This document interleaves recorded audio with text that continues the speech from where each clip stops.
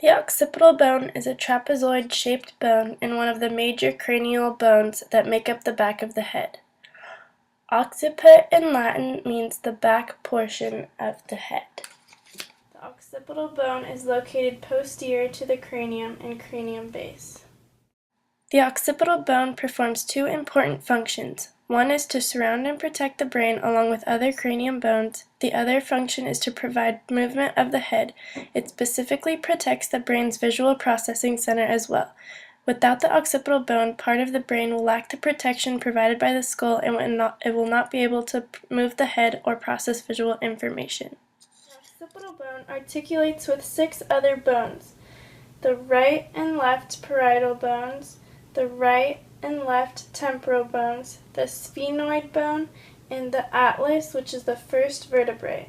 The suture that separates the parietal and occipital bone, as can be seen here, is the rhomboid suture.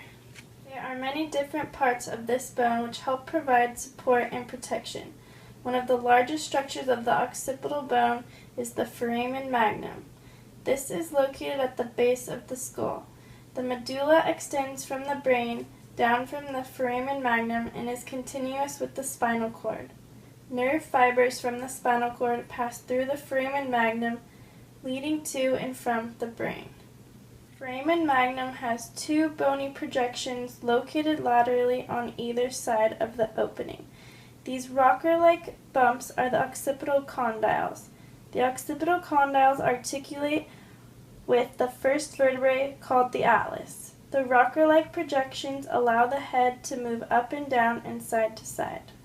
Lying above the occipital condyles are the hypoglossal canals. The hypoglossal canals are the passageway for the hypoglossal nerves. The canals pass through the hypoglossal nerve and cranial nerve 12 to the medulla oblongata. This specific cranial nerve is mostly motor nerves which carry impulses to the muscles that move the tongue to assist in speaking, chewing, and swallowing.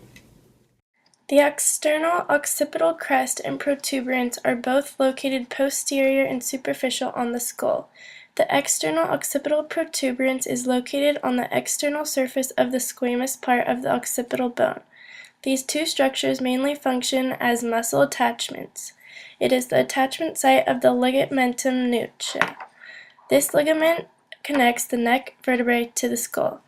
The internal occipital crest is located on the internal surface between the grooves of the transverse sinus, and the falx cerebelli attaches to it. Located within the skull is the prominent line or groove that runs transversely on the back of the skull. This groove is the transverse sinus.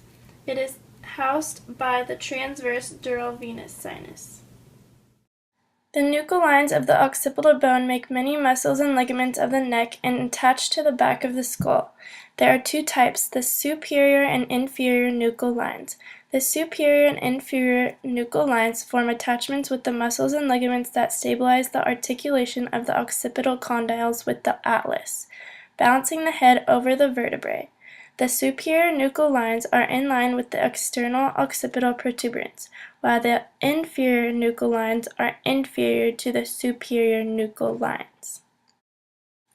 An interesting fact concerns the occipital bone and JFK. Conspiracists believe that John F. Kennedy was actually shot right through his occipital bone as seen in this picture. A key pressure point on the head may be massaged directly below the occipital bone to relieve tension or headache pain. By placing about 1/2 inch to an inch under the bone and applying pressure and circular motions for about a minute can release a lot of pain. The occipital bone may not be the largest part of the skull, but it has many structures that are important to know. This video was prepared as part of the course requirements of Human Anatomy at Saddleback College.